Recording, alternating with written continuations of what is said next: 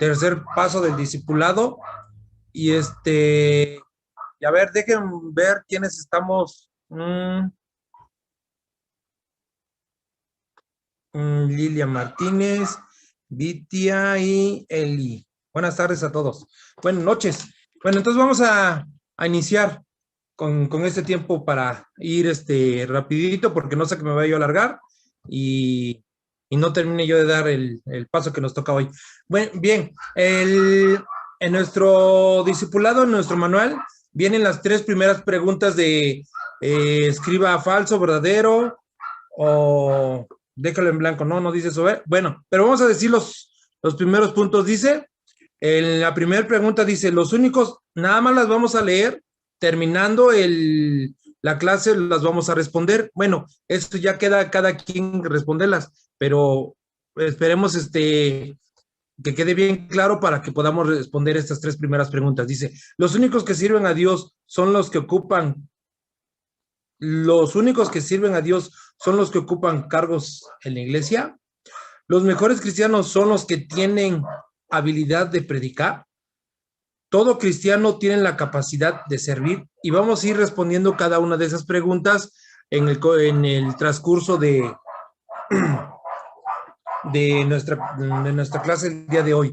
Y dice, siguiendo el ejemplo de Cristo como primer punto que viene, el servicio es parte de la vida cristiana, pero no siempre las personas entienden bien lo que significa servir.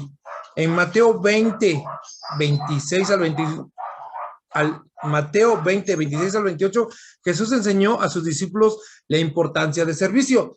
Ya como este es el tercer paso que vemos del discipulado. El primero es conociendo a Dios, y el segundo, que fue hace 8 días, fue Cristo, mi modelo. Entonces ya vimos que nosotros al quien debemos de imitar es a Cristo. Por lo tanto, nuestro discipulado empieza así, con la persona de Cristo. ¿Qué es lo que dice Cristo? ¿Qué es lo que dice Jesús en cuanto al servicio? Y en Mateo cita lo que dice nuestro Señor Jesucristo en el capítulo 20, del 26 al 27. Y le voy a decir a Magali, que está aquí a mi izquierda, que lea, y vamos a responder nosotros los vacíos que tenemos ahí en subrayado. Entonces, escuchemos bien y pongamos atención, ¿sí? Mateo 20, 26 y 27. Sí. Mas entre vosotros no será así, sino el que quiera hacerse grande entre vosotros será vuestro servidor, y el que quiera ser el primero entre vosotros será vuestro siervo. Hasta el 27, ¿verdad? Bien, para hacer un poquito de contexto, llegó una mamá a buscar con el Señor Jesús y le dijo, oye, Señor Jesús, cuando estés en tu reino, quiero que mi hijo esté a un lado y el otro hijo al otro lado. Entonces el Señor Jesús es cuando empieza a decir estas palabras, que el que quiera ser mayor tiene que ser servidor de los demás. Es donde el contexto, un poco agarrando de contexto de estos versículos que vemos aquí, el 26 y el 27. Entonces dice, en el primer guión dice, la persona que quiera hacerse sería mayor, ¿verdad? A ver, contesten, por favor, Vitia, Eli, hermana Lilia, no sé quién más vi por ahí. Contesten, la persona que quiera hacerse mayor, ¿sí? Estoy de acuerdo. ¿O qué pusieron? ¿Menor o cómo? No los escucho. Sin miedo, no prendan sus micrófonos. Dice, la persona que quiera hacerse mayor en otros tiene que aprender a ser un servidor.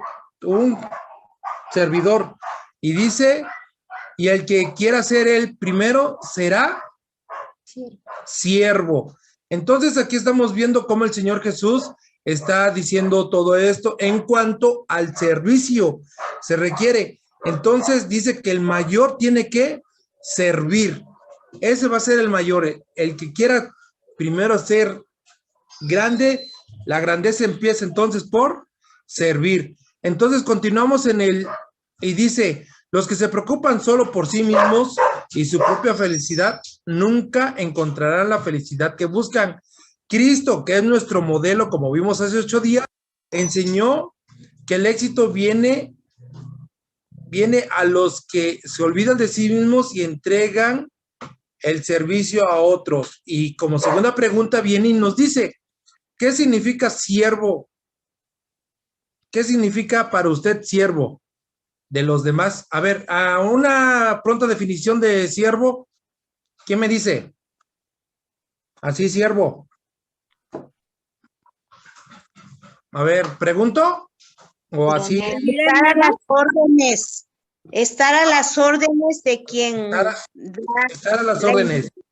¿Ok? ¿Alguna otra definición de siervo? Ayudar. Ayudar, excelente. ¿Alguna última definición de siervo? Para antes de que lea lo que dice el diccionario. Bueno, dice así el diccionario, dice, dice persona enteramente sometida o entregada al servicio de otra. Vuelvo a repetir, persona enteramente sometida o entregada al servicio de otra persona. Eso es siervo. Bueno, siervo casi podríamos definirlo como esclavo. Eso sería un siervo. Entonces, pero es un siervo que, voy a dar un ejemplo. Creo que todos somos trabajadores, bueno, algunos, bueno, yo tengo un patrón y soy trabajador de este patrón. Entonces, digamos que en ese tiempo había esclavos, cuando está hablando aquí el Señor Jesús. Cuando un esclavo le daban la libertad, se podía ir, pero él decidía ser siervo, quedarse por su gusto. ¿Por qué?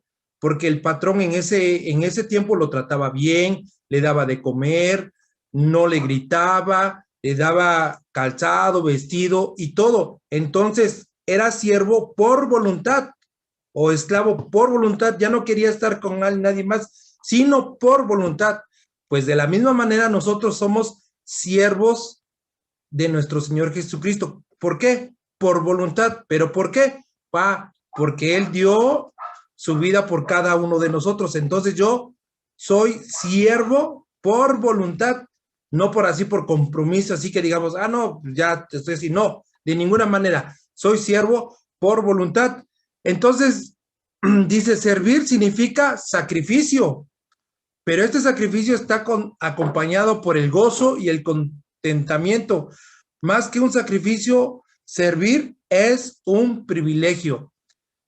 Yo la otra vez estaba yo platicando con una muchacha y decía que ella no nació para servir, no va a servir, y le platicaba y le comentaba, pero si vas a estudiar, si eres doctora, vas a prestar un servicio, el de curar pacientes. Si eres maestra, vas a presentar un servicio, el de enseñar. Si eres abogado, vas a presentar un servicio defendiendo.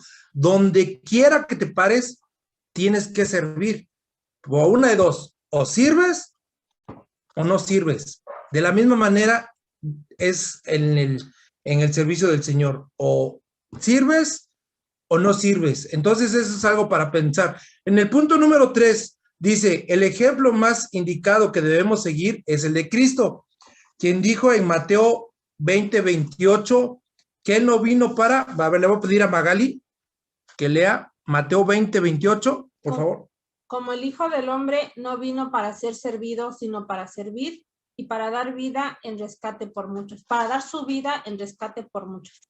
No vino para ser servido. Para ser servido, sino para servir y para dar su vida en rescate de muchos. Entonces, como veíamos hace 8 días, nuestro modelo a seguir es Cristo. Y si Cristo dio su vida para el servicio de nosotros, no para que no para que le sirviera, vino para ser servido, sino para servir. Entonces, esto es algo así del servicio que es dentro de la iglesia. Ahora, hermanos y hermanas, en el servicio podemos ser servidores de diferentes maneras. Y en la Biblia nos habla de dones.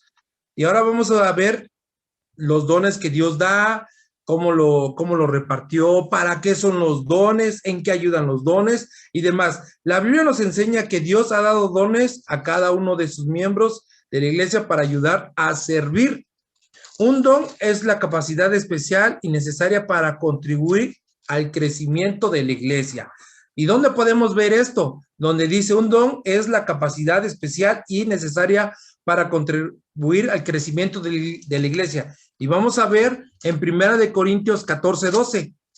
Vamos a apoyar lo que dice aquí el hermano que escribe a ver, Vitia, Eli, perdón. ¿Sí me puedes leer 1 Corintios 14:12, por favor?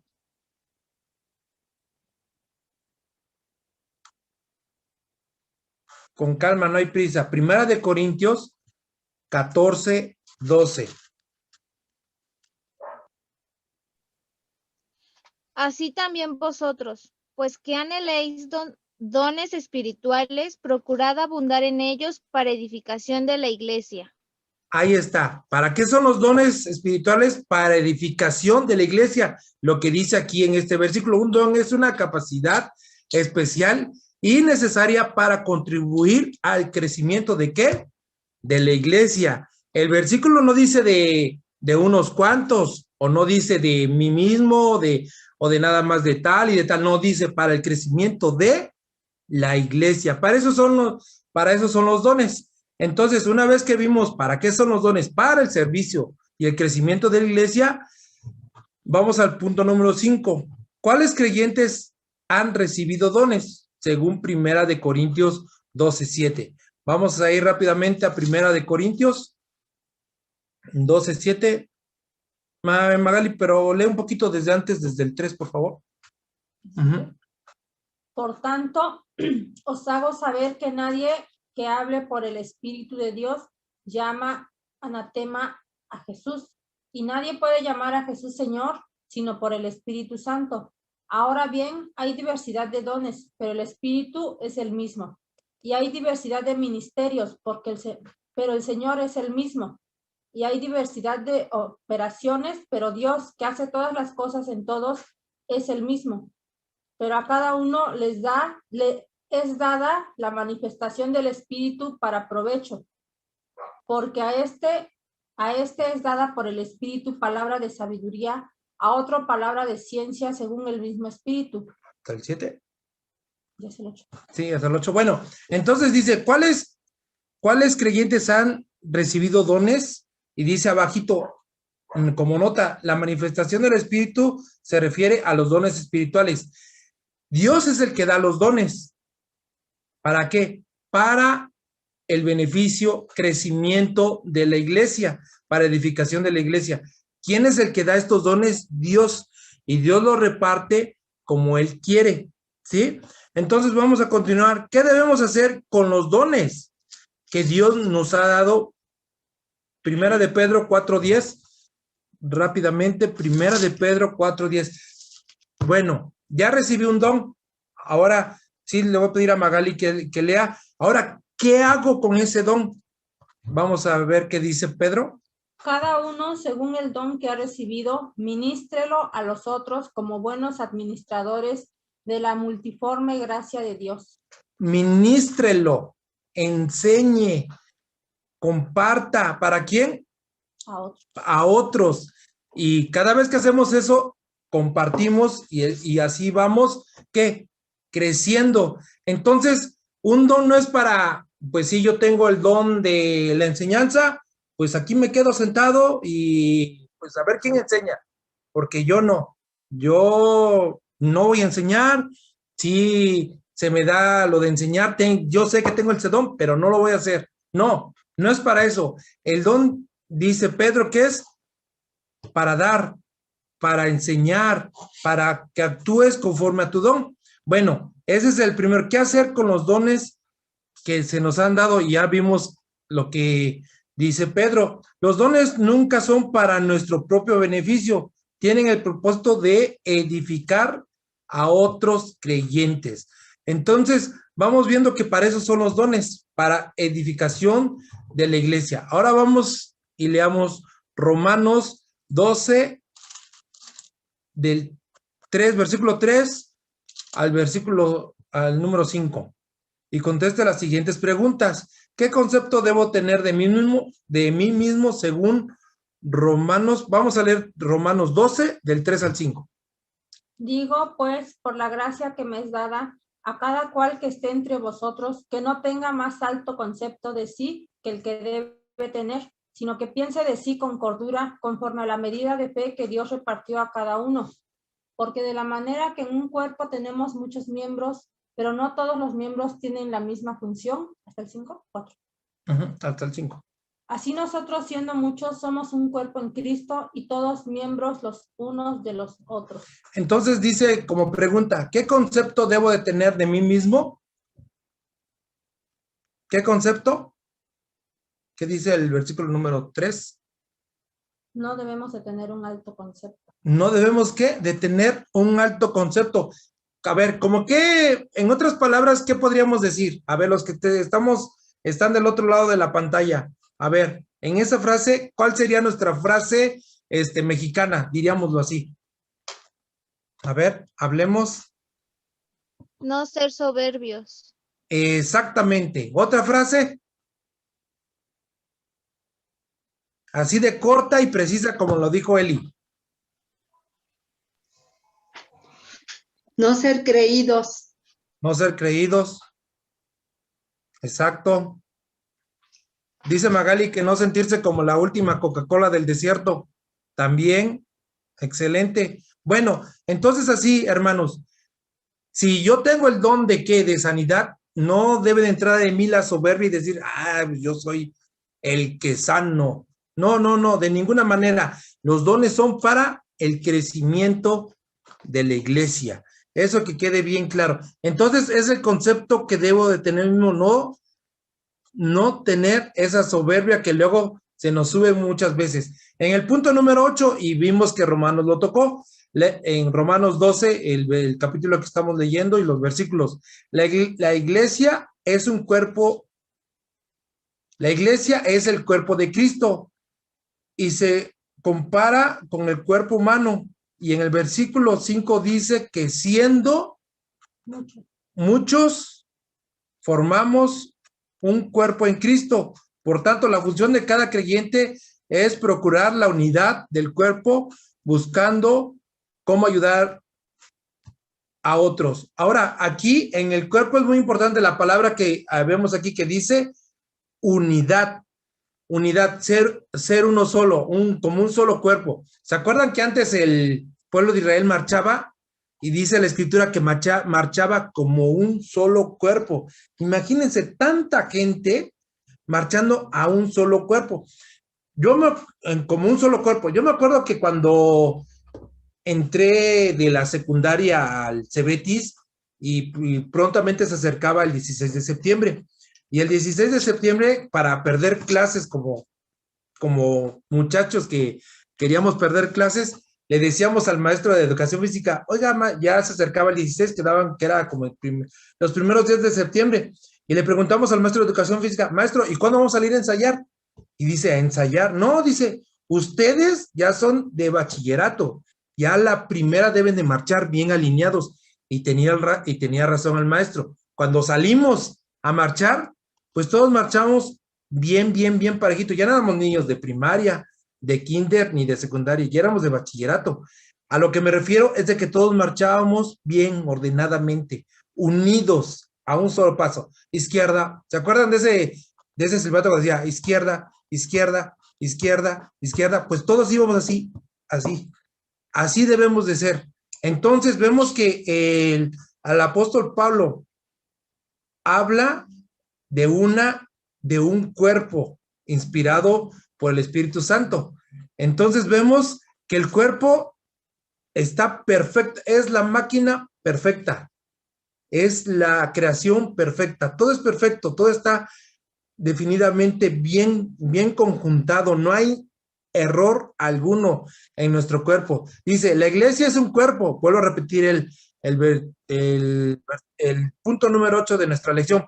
La iglesia es un cuerpo de Cristo y se compara con un cuerpo humano. En el versículo número 5 dice, siendo Magali, ¿qué dice?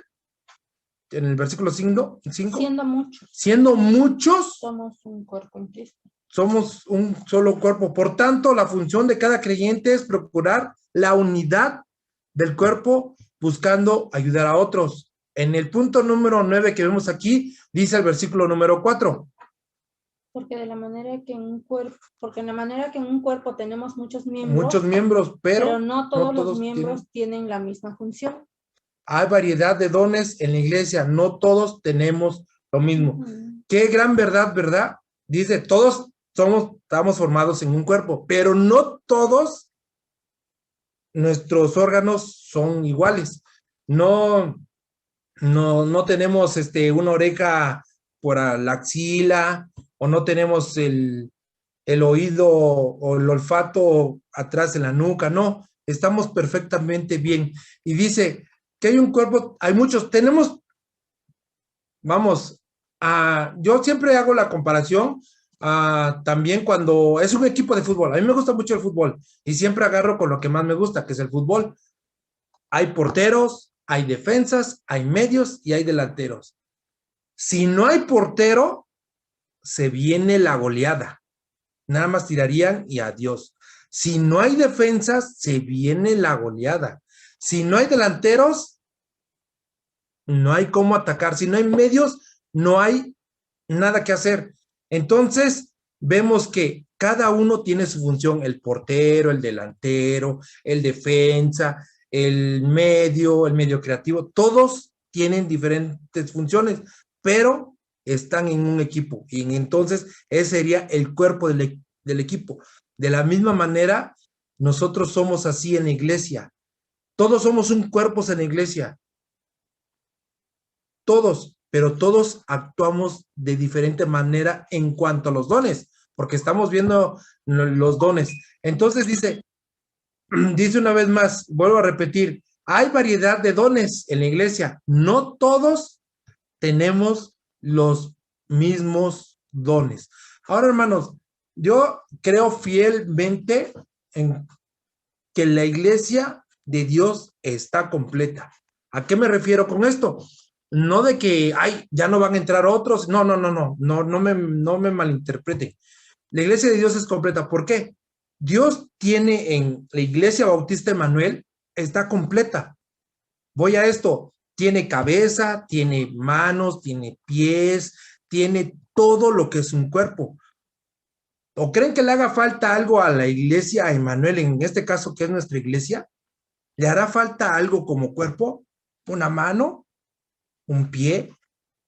¿Los ojos? No, de ninguna manera, porque ¿cómo se dice aquel que no tiene una mano?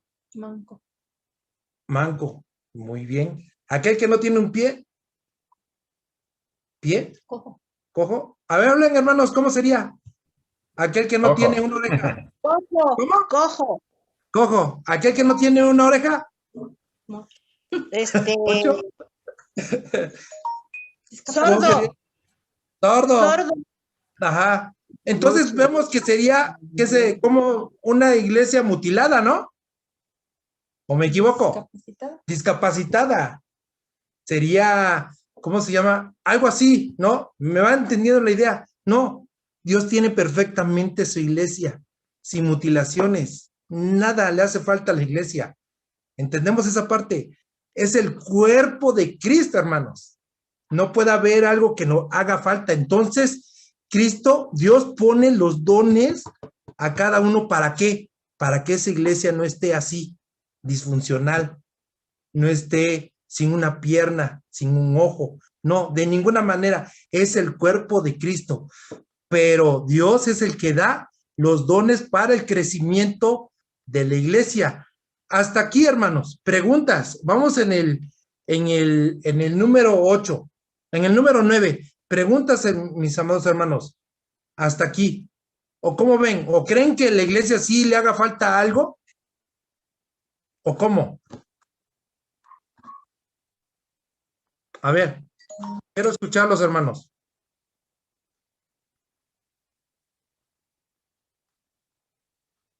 Como que no los noto tan convencidos y miren que los veo desde aquí. A ver. Yo creo que no le hace falta nada, Ajá. solamente que a veces no queremos funcionar con el don Ajá. que Ujú. tenemos. Así es, ¿sí? ¿Alguien más? ¿Algún comentario más? El Señor capacita a su iglesia con los dones que se necesitan para el crecimiento de la misma. Pero como Así es. dice la hermana Ere, somos nosotros los que no dejamos obrar al Espíritu del Señor en nosotros mismos y le ponemos trabas por flojera, por falta de tiempo, por lo que sea, y luego no queremos poner a trabajar nuestro don para el crecimiento de la iglesia. Así es. Hermanos, en la semana estaba yo platicando y con esta persona que estaba yo platicando me decía, es que yo sí tengo, ¿cómo decía? Yo sí tengo, yo sí estoy con Dios. Entonces le decía, no, pero si estás bien con Dios, tienes que dar muestras de que estás bien con Dios, porque si estamos con Dios, somos un cuerpo. Si estamos lejos de este cuerpo, yo no me imagino un brazo del otro lado. A ver, ¿qué le pasa apenas se me cayó una uña, tendrá como 2 meses. Me machuqué, primero se puso roja, luego se puso morada, luego se puso negra y quedó literalmente sin vida, hasta que se me cayó y se veía la uña, ¿cómo? Sin vida. Una simple uña, que podemos decir simple, pero cuando me machuqué, cómo me dolió. Bueno, el asunto es que cuando estaba fuera de mi cuerpo, se murió. Pues así a veces nos pasa a nosotros. No nos morimos, pero nos enfriamos cuando estamos fuera del cuerpo de Cristo. No podemos decir, no, sí, estoy en comunión con Dios, estoy con esto y estoy fuera de el cuerpo. No se me hace posible. O alguien ha visto una uña que queda así media rosadita o bien bonita fuera de un cuerpo. Es más, cuando vamos a cortarnos el pelo, notamos que pasa la tijera y el pelo que cortan pierde su brillo al instante, o nada más es el mío. No creo, ¿verdad? ¿O te pasa igual, Magali? ¿Sí? Pues sí, creo que sí, ¿no? Entonces, está fuera del cuerpo. Una vez más vuelvo a repetir, hermanos. El cuerpo es el que da vida. Dios es el que le da vida al cuerpo. Es su cuerpo. No podemos andar ahí haciéndole a que no, sí, yo aquí, no. Es el cuerpo. Entonces vemos que en este cuerpo hay muchos miembros y cada uno es diferente. Ahora en el punto número 10 dice, ¿quiénes son los más importantes de su iglesia? A ver, hermano, pastor, ¿quiénes son los más importantes de su iglesia? ¿Quién será? Ahí es las opciones son el pastor, los maestros, los músicos, o todos son importantes. O todos son importantes. La respuesta correcta es el la pastor. Última. Yo pensé que iba a decir el pastor. Sí, excelente. Dice, ¿quiénes son los más importantes de su iglesia? Todos son importantes. Ahora, una vez más, el apóstol Pablo nos da mención del cuerpo. Entonces, ¿qué es algo que no tengamos de importante en nuestro cuerpo? A ver, ¿qué será? ¿Nuestra voz? ¿Nuestras uñas? ¿Nuestras cejas? Me acuerdo que una vez en la primaria, había un muchacho, bien que me acuerdo de su nombre, el pastor lo ha de conocer, se llama Carlos Hinojosa Ponce. Y me acuerdo que Carlos Hinojosa Ponce un día llegó sin cejas y sin pestañas. Y la maestra le dijo, ¿qué te pasó, Carlos? Y se chiviaba, íbamos en quinto, en sexto, se chivió Carlos. Y ya cuando platicábamos con él, oye, Carlos, ¿y por qué te cortaste las cejas y las pestañas? Dice, es que no tenía yo y quiero que me crezcan más. Pero se veía diferente, el rayo del sol le lastimaba y andaba así. Era la comidilla de Carlos. ese tiempo. Imagínense las cejas, algo tan pequeñito. ¿Alguien ha hecho eso? Para que nos comente la anécdota de que se haya cortado las pestañas o las cejas. ¿No? ¿Nadie? Mi hermana Ceci. Sí, bueno, pero no está aquí para que nos las comente. Pero es algo tan importante las cejas o las pestañas. ¿Qué otra cosa podríamos decir que no sería así a simple vista algo tan importante? Aparte de las cejas y las pestañas. Así que podríamos decir de nuestro cuerpo, no, pues como que no lo veo tan importante. A ver, que me diga alguien, ¿qué podría ser? Así como cuando no estamos haciendo nada y nos vemos nuestro cuerpo, ¿y esto como para qué es? Muchas veces no sé, a mí no me ha pasado, pero a lo mejor sí a alguien le ha pasado. A ver, dígame, algo que vean que no sea tan importante para el cuerpo. ¿Qué me podrán decir? ¿Nada? ¿Qué? Yo considero que todo es importante para el cuerpo, todo. Aunque así a simple vista, como tú dices, a lo mejor una pestaña, si se te cae una pestaña, una sola pestañita por accidente, cuando te tallas el ojo, pues a lo mejor no pasa nada. Pero cuando se quitan todas las pestañas, pues entonces sí te afecta el sol. Pero sí considero que todo es importante. Ahora yo estaba pensando que hay mujeres que les gusta quitarse las cejas y luego se las pintan. Ajá. Entonces, pero no sé, no he platicado con alguna de ellas cuando se quitó toda la ceja, porque ahora en lugar de tener sus vellitos de ceja, pues ahora se la pintan, ¿sí? Ajá. Pues es lo único que he pensado nada más. Pero sí considero que todo es importante en el cuerpo. Sí, definitivamente. Hermanos, ¿qué es lo que quiero llegar con esto? De que hay quienes en el culto, en la iglesia, se ven más, pero eso no quiere decir que los que no se vean no son importantes. Tanto es importante el que limpia la banca, el que llega temprano y abre, el que atiende al sanitario, el que pone papel, el que pone las toallas, los que llegan y hacen una infinidad de cosas que quizás no se ven, pero ahí están. ¿Y qué creen? Que son importantes. Son importantes aquel que no da una clase, pero ¿qué tal hora?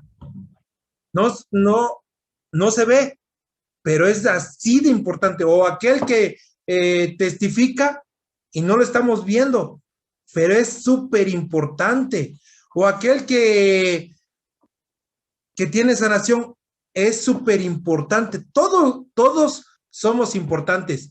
Entonces no hay nada de importancia. Una vez más vuelvo a mi uña. Cuando tenía mi uña así peloncita, yo dije, pues ya se me cayó, ya la libré, ya estoy bien. Hermanos, nada más me agarraba un poquito cuando me ponía una playera y rozaba, me dolía. Yo dije, ay, esta uñita, ahora las cuido. Y me dijo Magali, cuídate tu uña. Mero ese día me dijo, cuídate tu uña, y pum, que me la vuelvo a machucar. Me va a machucar, me dolió, pero es tan importante mi uñita que miren, gracias a Dios por mis 20 uñas que tengo, porque son importantes. Entonces así, todos somos importantes, hermanos. Entonces por eso dice aquí, ¿quiénes son los más importantes en su iglesia? El pastor, los maestros, los músicos, no. Todos, los niños pequeños son importantes, desde luego, todos somos importantes. Entonces, para continuar, dice el punto número 11, según Primera de Corintios 12, 20 al 22, existen miembros del cuerpo que son más importantes que otros. ¿Por qué? ¿No? Sí, por favor. Pero ahora son muchos los miembros, pero el cuerpo es uno solo. Ni el ojo puede decir a la mano, no te necesito, ni tampoco la cabeza a los pies, no tengo necesidad de vosotros. Antes bien, los miembros del cuerpo que parecen más débiles son los más necesarios. Así es. Entonces dice, ¿existen miembros del cuerpo que son más importantes que otros? No. Una vez más, es lo que acabamos de ver. Todos somos importantes. El ojo no le puede decir a la mano, no, pues ahora voy a agarrar un lapicero con mi ojo así. Pues no se puede. O no sé, voy a nadar con mis orejas así. No se puede. Necesito mis brazos y y mis piernas para poder nadar. Dice, no hay lugar para la jactancia ni envidia en referencia a los dones. El que envidia a otro hermano por sus habilidades que tiene no ha entendido lo que estos versículos enseñan. Dios tiene diferentes trabajos para diferentes hermanos. Unos tienen dones que se ven en público, los que predican o los que enseñan desde el púlpito, pero muchos usan sus dones de manera menos visible. Por otro lado, las personas que se jactan de los dones que tienen tampoco entienden que Dios ha dado una variedad de dones a sus hijos y que todos son igualmente de importantes. Entonces, vemos que el escritor también lo recalca una vez más. Todos parejos, todos iguales, nadie es mejor que el otro, nadie que el maestro ya se le subió, ay, que yo, maestro, que no, aquí no hay lugar para qué, para la jactancia. Punto número 2, hermanos, ya para ir concluyendo. La Biblia menciona que los dones que Dios da, por ejemplo, ayudar, enseñar, exhortar, dar con generosidad, presidir, mostrar misericordia, evangelizar, pastorear, que vemos en Efesios 4:11, Romanos 12:6, Primera de Corintios 12. Es una enorme lista de dones. Ahora, en cuanto a los dones, ¿alguien ya sabe cuál es su don? No me lo diga. Piénselo. Su don. ¿Cuál es su don? Ahora, ¿cómo vamos a saber cuál es nuestro don si no lo ponemos en práctica? Si no lo ponemos a trabajar, si no lo ponemos a trabajar, que es como cuando te dan las llaves de un coche. Tú debes de saber qué es lo que tienes en ese coche. Tienes que, cuánta velocidad tiene, todo eso. Pero ¿cómo vas a saber eso? Hasta que lo arrancas y lo echas a andar. De la misma manera son los dones. Cuando empiezas a trabajar, empiezas a ver cuál es tu don. Empiezas, ¿cómo decirlo? A ver cuál es tu don. Y si hay alguna duda, hermanos, en cuanto a los dones, acérquense con el pastor, acérquense ahora sí a un hermano. Hermano, yo siento que mi don es el de orar, el de evangelizar, el de, no sé, el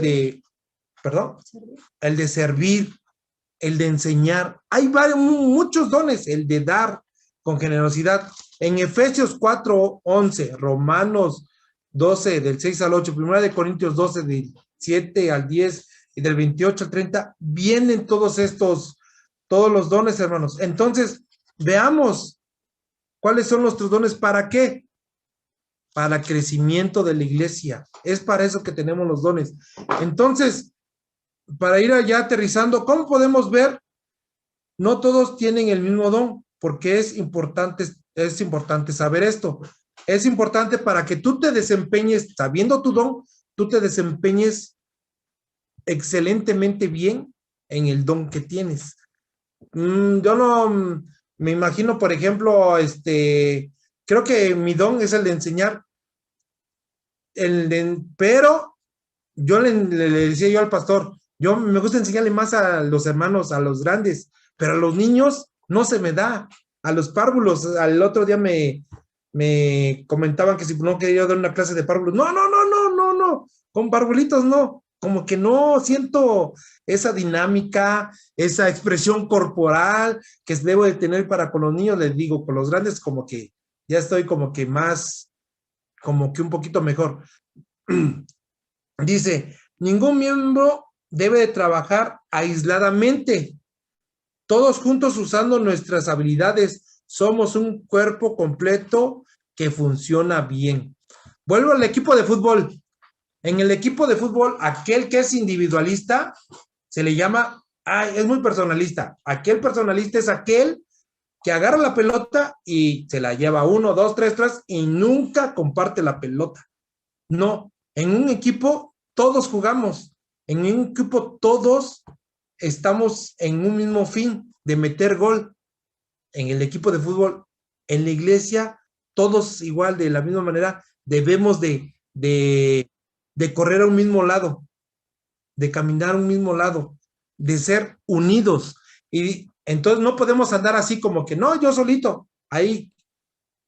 A ver, en la iglesia no ha pasado, pero yo he escuchado de muchos lugares que dicen, no, yo solito, ¿para qué voy a orar? Yo solito me quedo en mi casa. ¿Para qué voy a evangelizar con los hermanos? No, yo solito evangelizo. A la hora del culto, mejor, en vez de estar en el culto, ahí todos reunidos, no, yo me salgo a evangelizar. No, hermanos, de ninguna manera es así. Dice, ningún miembro debe trabajar aisladamente. Todos juntos usando nuestras habilidades, somos un cuerpo completo que funciona bien. Entre mejor unidad va a ser mejor el trabajo en equipo, definitivamente. Dice, ¿cómo afecta a la iglesia si un creyente no usa sus dones? ¿Cómo afecta? En este caso, vamos a poner de ejemplo al pastor.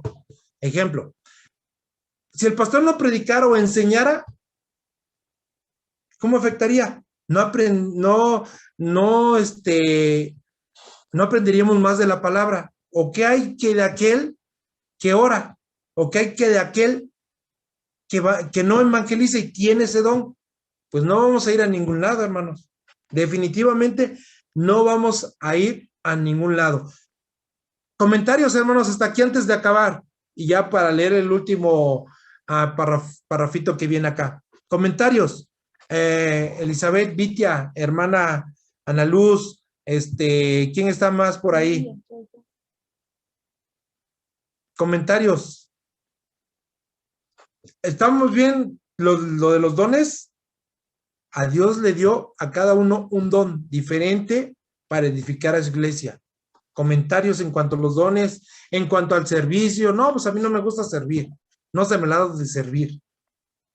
¿Algo que quieran decir?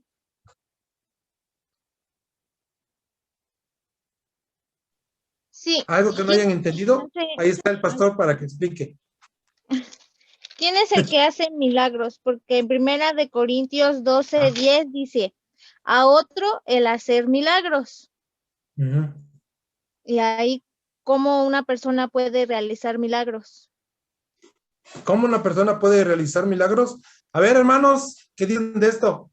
Hermanos maestros. Sí, es muy buena pregunta. Excelente. Pero déjenle, le apago aquí.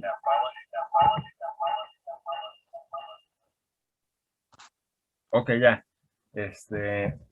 Ya, es muy buena pregunta lo que comentas, Eli, referente a este don, ¿verdad? De hacer milagros, porque realmente entrar a cada uno de los dones es tan extenso y tan rico. De hecho, no sé si recuerden, hace varios meses, no, ya tendrá más de un año, bueno, pues, obviamente. Un año, más de un año, como 2 años tendrá. Más de 2 años. Que vimos una serie de estudio de dones espirituales que nos llevó muchos domingos en ver cada uno de los dones espirituales. Si pudiéramos solamente de una manera muy breve y general, ¿verdad? Hablar acerca del propósito de los dones, serían 3, cualquier don, 3 propósitos. El primero, glorificar a Dios. Darle gloria a Dios cuando yo uso mi don. El segundo, bendecir a la iglesia, que cuando yo ponga en práctica mi don, sea de bendición a la iglesia. Y el tercero, poder alcanzar a otros para Cristo, que cuando yo ponga en práctica mi don, pueda yo contribuir para que otros puedan conocer de Cristo. Entonces, podemos decir que son 3 principalmente los propósitos de los dones: glorificar a Dios, bendecir a la iglesia y alcanzar al mundo, ¿verdad? Para que otras personas conozcan de Cristo. Ahora, hablar específicamente de cada uno de los dones espirituales y hablando de una manera general antes de entrar a lo particular, pudiéramos decir que en realidad cada uno de los dones espirituales sería algo que cada cristiano, en cierto modo, tendríamos que hacer, tendríamos que realizar, pero quien tiene el don lo hace de una manera mucho más fácil, que quien no tiene el don. Un decir, por dar un ejemplo, el don de evangelismo. Significa que como yo no tengo el don de evangelismo, yo ya no voy a evangelizar. Pues realmente no es así, ¿verdad? Aunque no tenga el don, yo tengo que evangelizar. El que tiene el don de fe, hay quien tiene el don de fe, ¿verdad? Y tiene un nivel mayor. Significa que porque yo no tengo el don de fe, no voy a tener fe. No es así, ¿verdad? Yo debo de tener fe aunque no tenga el don. Y al repasar cada uno de los dones, nos damos cuenta de que de igual manera, en cierto modo es algo que todos tenemos que tener, pero quien tiene el don lo realiza de una manera mucho mejor, mucho más práctica y se puede decir de una manera mucho mejor, con mejores frutos. Ahora, todo eso para llegar a la pregunta que tú mencionabas sobre el don de milagros. Entendemos, ¿verdad?, de que como seres humanos, ¿verdad?, que somos nosotros, no tenemos la capacidad de hacer milagros como tal, ¿no? Ahora, la Biblia sí menciona acerca de milagros que fueron hechos por medio de los discípulos y por medio de otros cristianos, ¿verdad? Entonces, ¿a qué se refiere la Biblia cuando se dice que los discípulos o que otros cristianos hacen milagros, incluidos en el día de hoy? Quiere decir de que ellos eran el instrumento que Dios usaba para él hacer el milagro. Entonces, no sé si más o menos me expliqué, pero lo volveré a decir. Quien tiene el don de hacer milagros, no es que él va a hacer el milagro, sino esa persona va a ser solo el instrumento con el que Dios va a hacer un milagro, ¿verdad? Entonces, sabemos de que Dios sigue haciendo milagros. ¿Qué quiere decir un milagro? Algo que no puede explicarse de manera natural, ¿no? O sea, algo que, ¿cómo te lo explico? Porque no hay manera, ¿verdad? Doctores, ¿verdad? Han sido testigos de milagros que han ocurrido, ¿verdad? Pacientes que se han sanado y no tienen explicación médica. En grupos misioneros, en viajes misioneros llega a ocurrir mucho, ¿verdad? Acerca de manifestaciones milagrosas que Dios utiliza, pero nos damos cuenta de que hubo una persona que aparentemente hizo el milagro, ¿verdad? La ponemos entre comillas, pero nos damos cuenta de que era una persona que al tener el don, Dios solamente lo utilizó en ese momento en particular para realizar esa acción milagrosa, ¿verdad? Entonces, no es que esa persona sea milagrosa, no es que el hermano es milagroso, sino solamente fue un instrumento que Dios utilizó para Dios hacer el milagro a través de él. Ya sé que este hermano haya orado, ya sé que este hermano haya participado, ¿verdad?, en alguna acción, no lo sabemos, ¿verdad? Pero es Dios el que hace el milagro.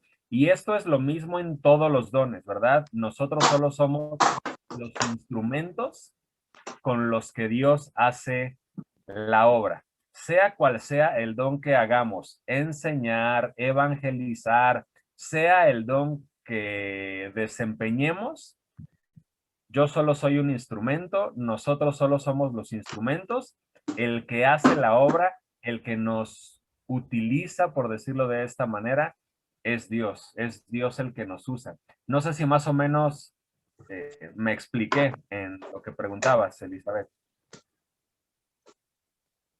Sí, pastor, ya quedó más claro. Ay, perdón, no te logré escuchar. Sí, perdón. Que sí, ya quedó más claro, porque pues así de el que hace milagros, pues cómo va a ser una persona un milagro, ¿no? Entonces, ya ahorita ya quedó más claro. Ok, gracias a Dios. Adelante, Juan. Así es. Gracias, pastor. Entonces, bien dice el pastor, somos instrumentos, conductos del poder de Dios que obra en otras personas. Nosotros somos nada más como un cable que pasa la electricidad. Esos somos nosotros. Y por último dice, ¿cómo puedo saber de su don cuáles son los dones que cree que ha recibido usted? En el punto número 15, ¿cuáles dones cree que ha recibido usted? Una vez más, ese ya es personal. En resumen, la Biblia enseña que cada creyente debe servir y no de ser servido. Y esto lo vemos en el modelo de nuestro modelo a seguir que vimos hace 8 días, Cristo como mi modelo. Entonces, la Biblia nos enseña que cada creyente debe servir y no solo ser servido. Y punto número 2, Dios ha dado dones para el crecimiento de su iglesia y debemos utilizarlos. Entonces, para terminar, regresemos a nuestras preguntas, donde dice paso número 3, llamados a servir. Y dice así, falso o verdadero, ¿los únicos que sirven a Dios son los que ocupan cargos en la iglesia? El punto número 2 dice, ¿los mejores cristianos son los que tienen habilidad de predicar? Y por último, todo cristiano tiene la capacidad de servir. Entonces, para terminar, lo dejo así, una vez más regresando al equipo de fútbol, porque a mí es lo que más me gusta, aprendí mucho, aunque ya no juego, pero es así. La primera vez que fui al estadio Cuauhtémoc, y yo le voy a un equipo de color amarillo y azul, que hace 8 días le ganó a las Chivas. Pues a ese equipo le voy. Entonces, cuando los vi por primera vez en el estadio, me emocioné, me llené de emoción, de privilegio. Nunca en mi vida, fui como a los 23 años, nunca en mi vida había yo ido a un partido de fútbol. Y cuando los vi bajar con la playera, yo dije, ¿cómo quisiera yo estar en ese equipo? ¿Qué daría yo para estar en ese equipo? Pero ¿qué creen? Ese equipo es chafa. Ese equipo no se compara con el equipo de Cristo. Así se las pongo. Nosotros tenemos la posibilidad de estar en el mejor equipo y de servir.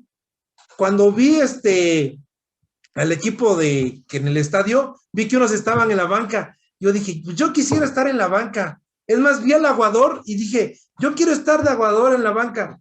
Es más, al recoge pelotas, yo quiero estar ahí llevándole los zapatos al jugador ese. Aquí, hermanos, en el equipo de Cristo, nadie es suplente. Nadie es suplente. Si tú quieres ser suplente, eso es diferente. Pero aquí, todos somos titulares. Entonces, llevémonos esto a nuestros corazones, a nuestra mente. El mejor equipo es la familia de Cristo, es el cuerpo de Cristo. No vamos a encontrar otro mejor equipo. Entonces, pongámonos a trabajar, pongámonos a servir. Y ahora vuelvo a repetir, o sirves o no sirves. Y esto no hablo de estar descompuesto, sino de servicio. Pues esto es la clase el tercer paso de llamados a servir. Entonces, Dios nos hace un llamado a servir. Pues eso es todo, Gaby. Creo que me pasé un poquito de tiempo, yo estoy al tiempo.